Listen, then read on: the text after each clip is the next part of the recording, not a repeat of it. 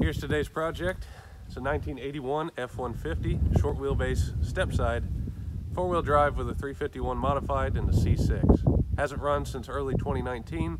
It's been wrecked in the front end and it's really rusty, but it was $500. We're gonna start off with my favorite part, and that's cleaning it. It's really dirty, a lot of growth all over it from sitting. So we're gonna pressure wash it and see just what we have to work with. Doesn't run. Carburetor is frozen shut, so it's had some moisture. Don't know what we're getting into, but we'll find out together.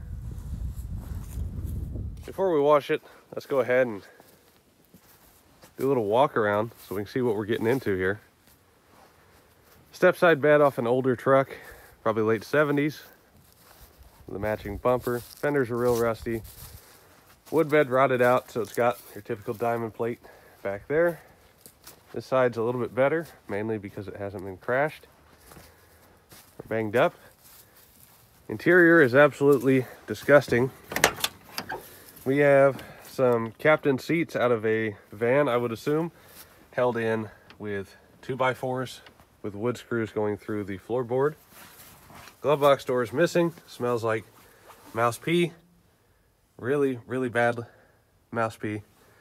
We have rust in the roof, which I've never seen out of one of these before. We have expanding foam trying to plug that up. So really bad rust in the cab.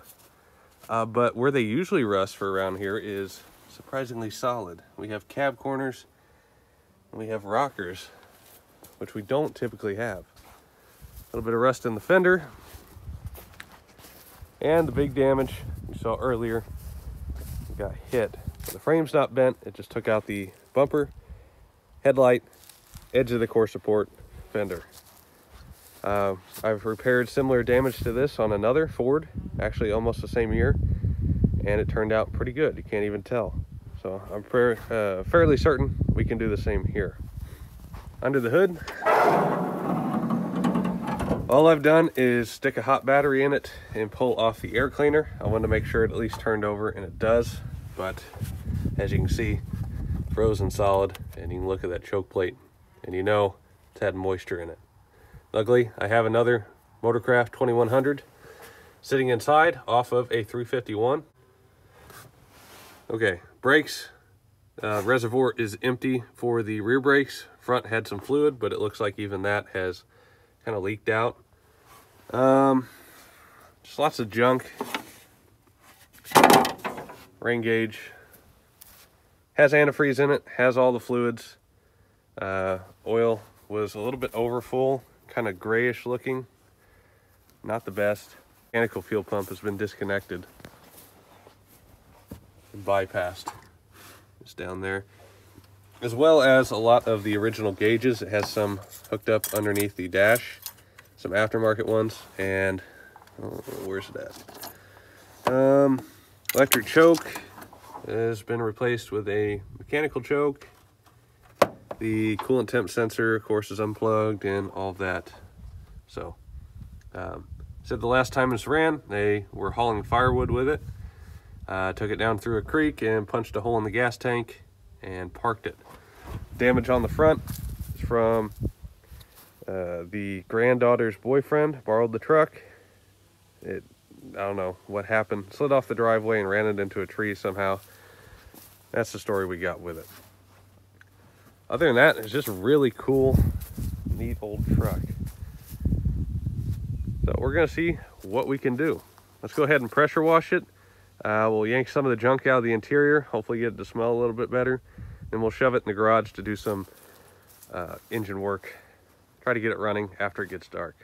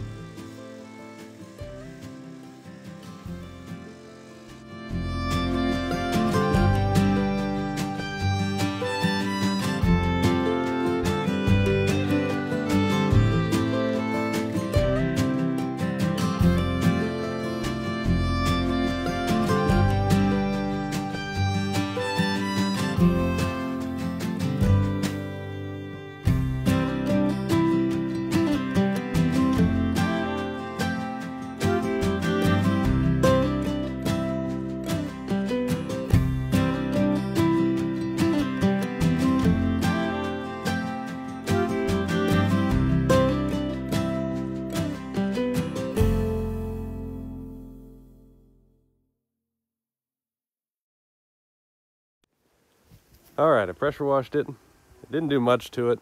It really needs a good hand wash, but we did get some of the heavy stuff off of there. Went ahead and took the racks off the side, just slid them out and threw them in the bed. They were cleaning up nice, but the wood was rotten, so if we want those again in the future, we'll just rebuild them. But I like the look without. Up here, I was going to push it into the shop to work on it, but I'm by myself and trying to maneuver this. I have to get a tire to try to push it in with the tractor, and I'd rather just see if I could do it right here. I have a good carburetor. I've got a lawnmower gas tank. My plan is take this junk one off, put on a known good one, hook it up, gravity feed it with a lawnmower gas tank like I said, and see if it'll fire up and run on its own. So that's the plan. As I showed before, this one's stuck solid, and I'm not even sure it's for this year of truck. We have this warm-up solenoid right here. The last time I saw one of these was on a mid-80s like Ford Ranger. Had that, but I may be wrong. This may be original, but it's unhooked and I don't see the other end of the plug anywhere. And like I said, it's got manual choke now. We don't want that. We want the automatic to function ideally.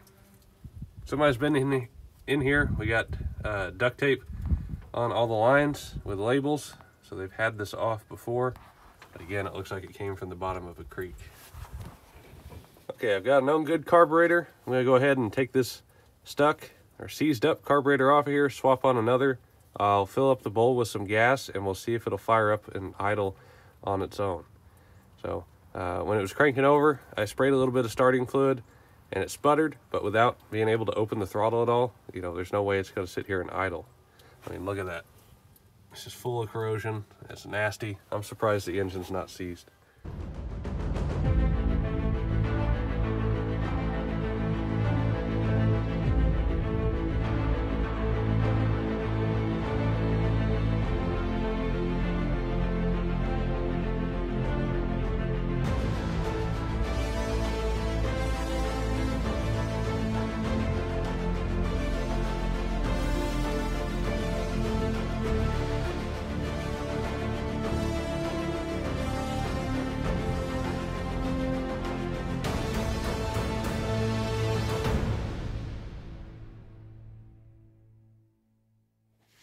Okay, it's off. Took me a little bit longer than usual because I forgot a little heat riser tube connected to the choke over here. I couldn't see it. It was dark back there, so I was trying to take it off with that on there still. But this thing has seen better days. Throttle plate completely seized. This thing's just nasty. Might still be savable. I'll go ahead and soak it, and I'll keep it around for parts, if nothing else. I have 2 more of these, neither of which are in the best condition, but maybe between the 3 we can put together one good one. Not the best looking in here. You can tell it had some moisture, but it does crank over, so I think we'll be okay. I have to be very careful with these gaskets and that spacer, because if I tear it up, you know, I don't think I have a replacement laying around. Luckily, the gasket didn't stick to the bottom, so we'll go ahead and just clean it up and reuse it for now, just to see if it runs. Carburetor's installed. I went ahead and poured some gas down the vent tubes to try to fill up the float bowl. I just hooked up the battery. I guess we'll see what happens.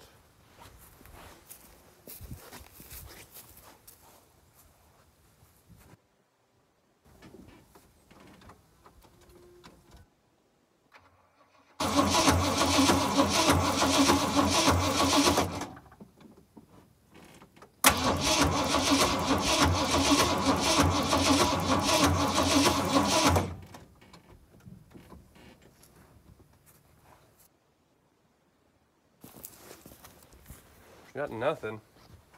Oh, I see. That will do it.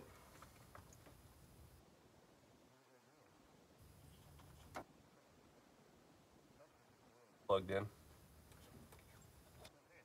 It should do something. I put a lot of fuel in it. I guess I must have bumped that when when I was taking the carburetor off.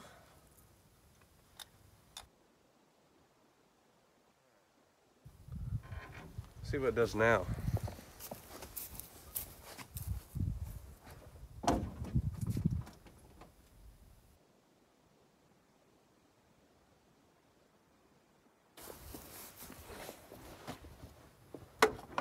Something's on fire.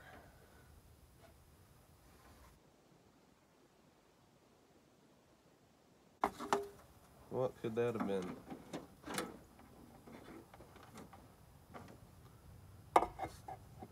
What in the world? I mean, it's under the cowl panel. It's a lot of work to take that off. I don't know what would be smoking in there, what would be burning, unless it's something with like the blower motor and the smoke is just rising and coming out of there. But I made sure the blower motor's off, the wipers are off, all of that. I just added a little bit more gas, so let's try this again, see if it'll fire up.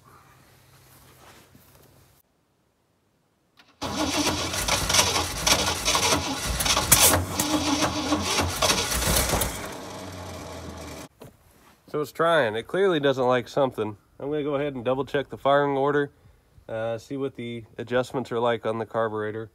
It may just be that this carburetor I have on here isn't much better than what I took off as well. But I'll mess around with a couple things and we'll come back.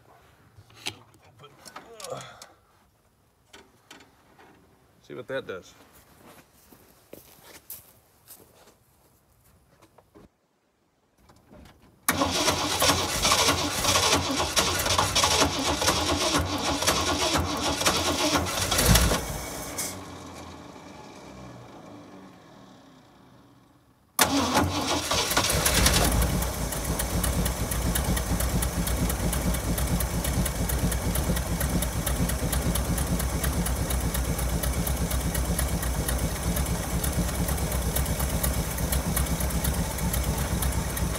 Well, it's running.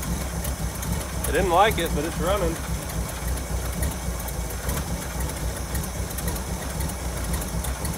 The mouse took off under the dash and out into the floor when it fired up. I guess they're not happy. Okay. Well, it does run. Let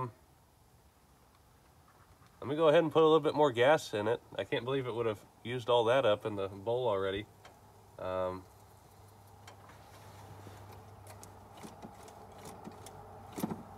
Let me just see what it does.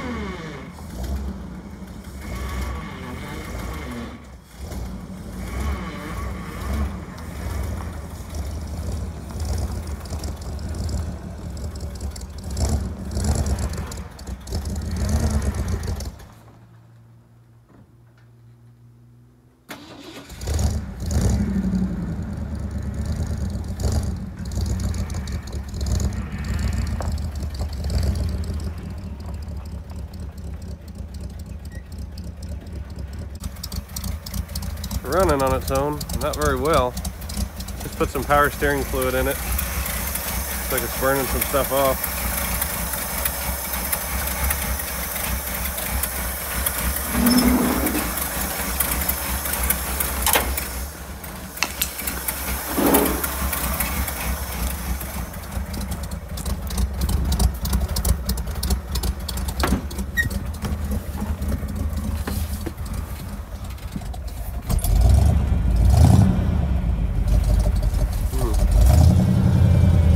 Pressure's not very good.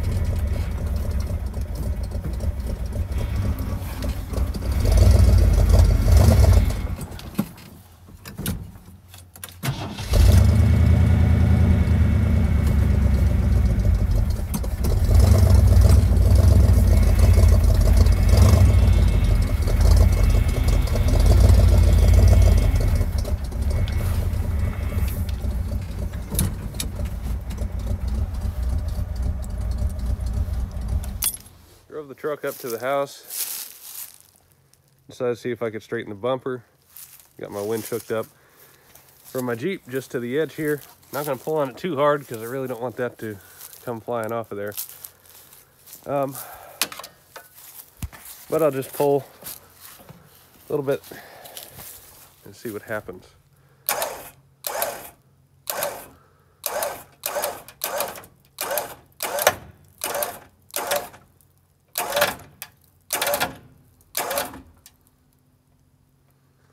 See where we're at. A little bit. Probably should take a hammer to those high spots on the bumper.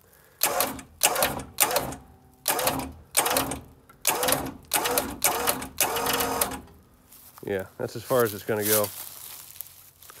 While it has tension on it, I'll get a hammer, kind of tap down where those bends are, and then release the tension and see how far back it springs. It actually held its shape pretty good. So, not too bad. Now that it's closer, we can always unbolt it, lay it out, and use a sledge or something to finish it off. That's what we did on the other one, and it's almost impossible to tell that it was bent up. I mean, of course you can see it, but from a distance, you can't hardly tell. I wanted to try pulling on the core support, and this really is the wrong angle. I need to be more over this direction to kind of pull out on that corner. But I'm just going to gently pull on it right here, see which direction it wants to go. If it tries to straighten it out any, or I'm wasting my time. So I'll yank on that a little bit and see where we get. I've rehooked it, and it looks like we're going to be making some progress here, so I decided to film a little bit more.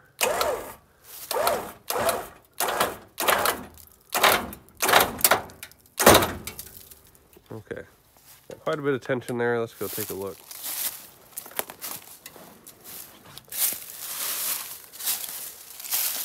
Okay, it opened our gap back up by the door, so that's good.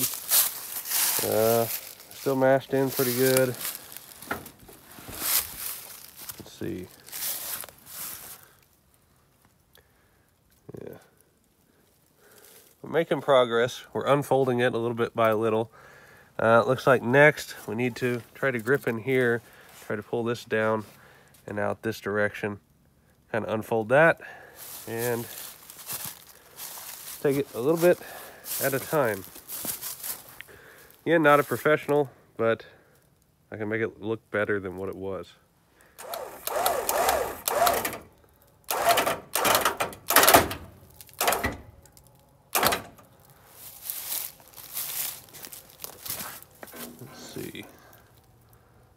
Okay. Yeah, it's all getting torn. I need to hook a little bit lower. Where we're at right now, see, it's pulled out quite a bit. It's starting to look like a core support again.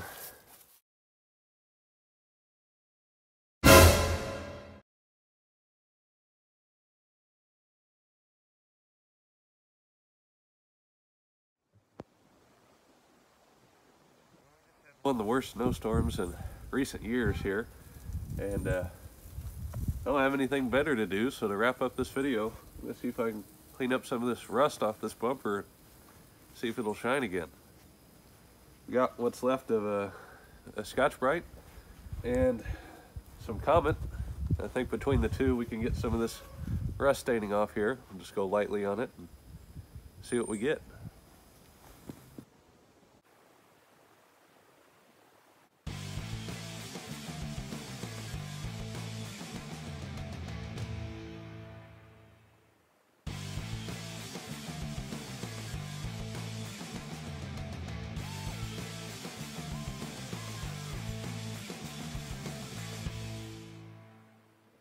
Okay, just went ahead and did one side, just real quick. Show a comparison between what it was and what it is now. So we had a lot of rust staining. It's coming off really easy. The only problem is, since it's so cold, any water I have on my scratching pad just freezes instantly and turns to ice on the bumper. So I'll have to put this off till later. And we got ice that's already frozen over the bumper in a lot of places, so I can't really get it. But I figured, to show you what it's gonna look like. Should be pretty good. I think we'll come back when it's a little bit warmer out and all the snow melts off. In the meantime, I'm gonna order some parts, maybe a new carburetor, look into a new gas tank, and we'll see if we can get it to actually run and drive decent. But until then, see you guys later.